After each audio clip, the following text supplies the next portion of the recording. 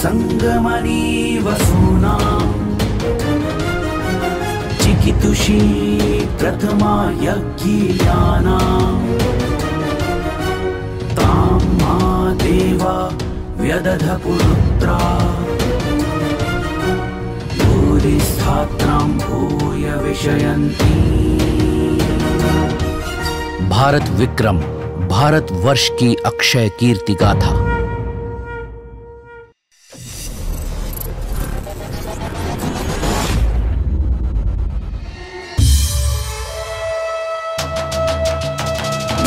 जननायक गणनायक संवत् प्रवर्तक सहसांक सम्राट विक्रमादित्य की, महाकाल हर सिद्धि भैरव उपासक शकारी विक्रमादित्य की जय हो।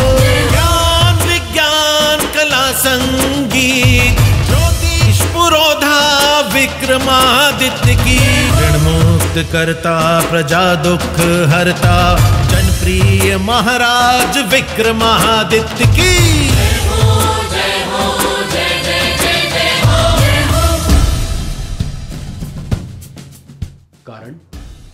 कारण है आप हमारे कुलगोत्र के नहीं हैं और मैं अपनी भगिनी सरस्वती का विवाह अपने कुलगोत्र के व्यक्ति से ही करूंगा। किंतु मुनिवर, शास्त्रों में लिखा है कि अपनी कन्या का विवाह किसी समर्थ, बलवान, बुद्धिमान एवं धर्मवान पुरुष से करना चाहिए, और यदि पुरुष राजा हो तो फिर विवाह में कोई दोष नहीं है, अपितु कन्या को ही सौभाग्यशाली माना जाएगा। सत्य है, किंतु ये हमारा वैयक्तिक निर्णय है, हमें यह संबंध स्वीकार्य नहीं है। राजा गंधर्वसेन या कहें इंद्रपुत्र गर्दभिल या फिर महाराज महेंद्र वर्मन, जिन्होंने अपना साम्राज्य गंधर्वपुरी से प्रारंभ किया और उज्जैन अवंतिका को अपनी राजधानी बनाया। उस दौरान शकों ने संपूर्ण भारत को धीरे धीरे अपने अधीन करना प्रारंभ कर दिया और तब राजा गंधर्वसेन उनकी विजय यात्रा के मध्य हिमालय की तरह आकर खड़े हो गए। भगवान शिव के वरदान स्वरूप राजा गंधर्वसेन के यहाँ 2 पुत्रों का जन्म हुआ। पहले पुत्र थे भर्तरी और दूसरे हुए विक्रमादित्य। समय जल की धारा की तरह बह रहा था और दोनों पुत्र गुरुकुल में अपनी शिक्षा दीक्षा प्राप्त कर रहे थे। एक दिन राजा गंधर्वसेन आखेट के लिए वन में गए और व्याकुल हो गए। कारण वही भूख और प्यास। ढूंढते हुए उन्हें एक मनोहारी आश्रम दिखाई दिया। आश्रम के बाहर उन्होंने वृक्ष में अपने घोड़े को बांधा और आश्रम में प्रवेश किया।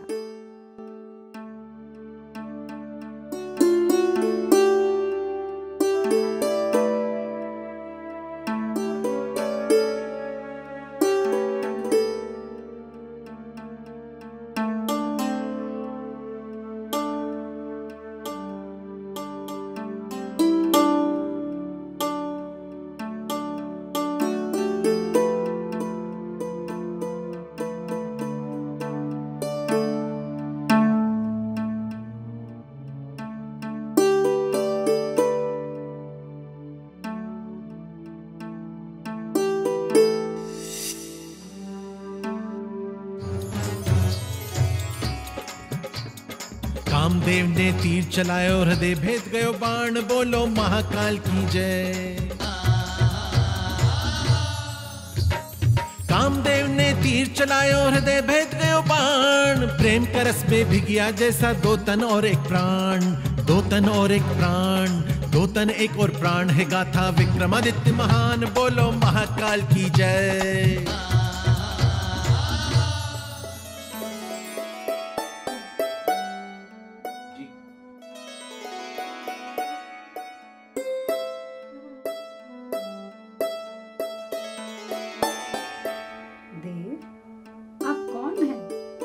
ढूंढ रहे हैं और अब स्वस्थ तो हैं? जी क्षमा करें देवी, स्वस्थ नहीं हूं। जी जी क्षमा करें, अर्थात मैं भूखा हूं, अर्थात प्यासा हूं। देव आप भूखे हैं या प्यासे हैं? जी दोनों ही हूं, अर्थात आपके प्रेम का भूखा हूं और आपके रूप का प्यासा। लगता है भूख और प्यास के कारण आपके मस्तिष्क ने कार्य करना बंद कर दिया है। आइए पहले जल ग्रहण करिए। जैसा आप कहें देवी।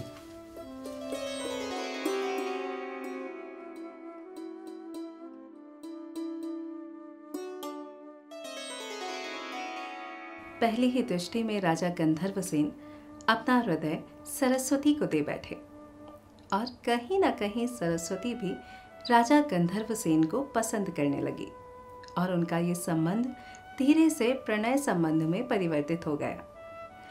अब राजा को वन में आखेट के लिए आना दिन ब दिन अच्छा लगने लगा। राजा ने एक दिन निश्चय किया कि इस प्रेम संबंध को अब विवाह संबंध में परिवर्तित करना चाहिए और इसके लिए राजा आश्रम पहुंचे।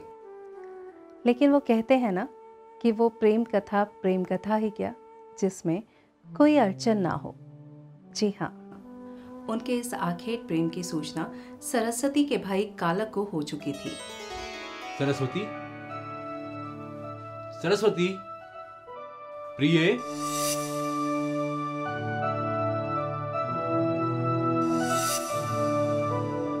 लगता है सरस्वती आज मुझसे आंख मिचौली का खेल खेल रही है। कोई बात नहीं, मैं भी उसे ढूंढ कर ही सांस लूंगा। सरस्वती, सरस्वती। अब आप उसे नहीं ढूंढ पाएंगे राजा,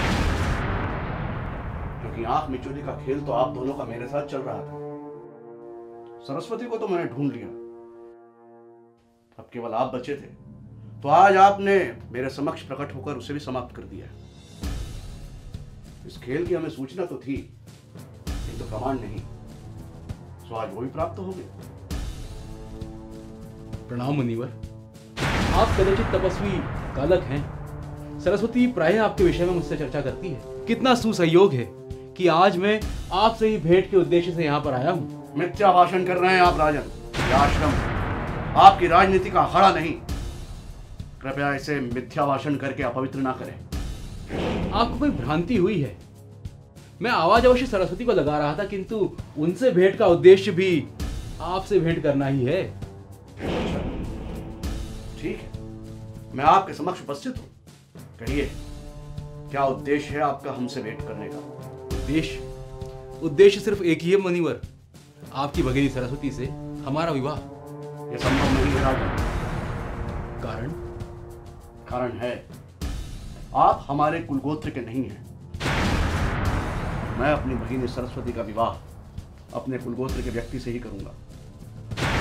किंतु मुनिवर, शास्त्रों में लिखा है कि अपनी कन्या का विवाह किसी समर्थ, बलवान, बुद्धिमान एवं धर्मवान पुरुष से करना चाहिए। और यदि पुरुष राजा हो तो फिर विवाह में कोई दोष नहीं है, अपितु कन्या को ही सौभाग्यशाली माना जाएगा। सत्य है, किंतु ये हमारा वैयक्तिक निर्णय है।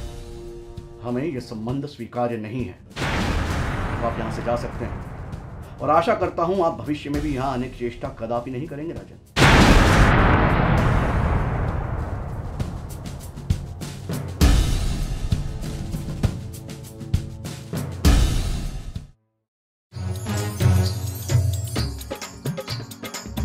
पंछी छन छन तड़पे व्याकुल मन और प्राण, बोलो महाकाल की जय।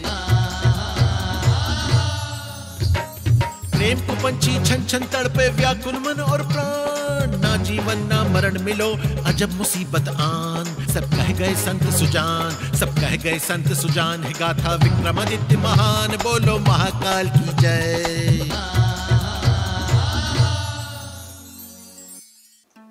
श्रृंगार रस का ही अंग है प्रेम रस, और कहा जाता है इसमें सभी रस समाहित हैं और इसीलिए इसे रसराज भी कहा जाता है। तो ये राजा गंधर्वसेन के सर पर चढ़कर कैसे न बोलता। अंततः राजा गंधर्वसेन और सरस्वती एक दिन गंधर्व विवाह के बंधन में बंध गए। इस प्रकरण से कालक के स्वाभिमान को ही नहीं, उसके अहम को भी ठेस पहुंची, लेकिन राजा के विरुद्ध वो अकेला कुछ भी नहीं कर सकता था। इसका प्रतिशोध लेने के लिए उसे किसी शक्तिवान की आवश्यकता थी। इतिहासकारों के अनुसार कालक ने शकों के राजा सुदाश के दरबार में जाकर अपनी सारी व्यथा कह डाली। और अपनी बहन को पुनः वापस लाने के लिए उनसे सहायता मांगी। जब राजा सुडाश को ज्ञात हुआ कि राजा गंधर्वसेन पुनः चुनौती के लिए स्वयं को तैयार कर रहा है, तब राजा सुडाश ने कालक की सहायता कर उसका समूल नाश करने के लिए कमर कस ली। दोनों के मध्य भयंकर युद्ध हुआ।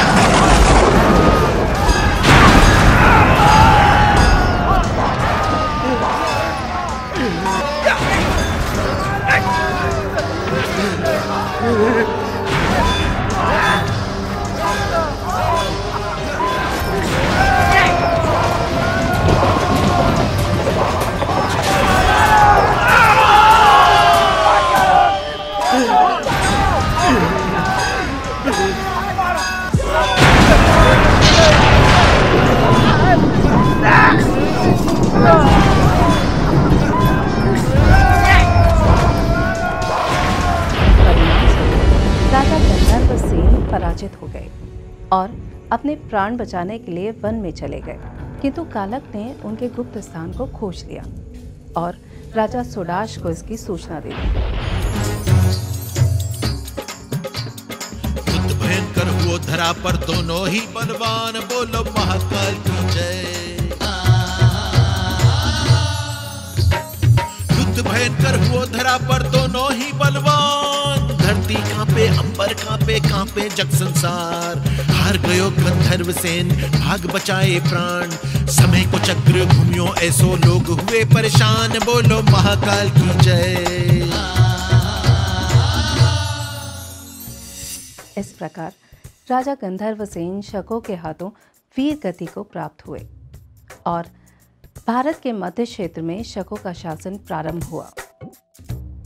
इसके अतिरिक्त कुछ लोक कथाओं में राजा गंधर्वसेन की मृत्यु जंगली जानवरों के द्वारा भी बताई जाती है। जय श्री महाकाल, जय राजा विक्रमादित्य की। जननायक गणनायक संवत प्रवर्तक सहसांक सम्राट विक्रमादित्य की। महाकाल हर सिद्धि भैरव उपासक शकारी विक्रमादित्य की जय हो। ज्ञान विज्ञान कला संगीत ज्योतिष पुरोधा विक्रमादित्य की। ऋण मुक्त करता प्रजा दुख हरता जनप्रिय महाराज विक्रमादित्य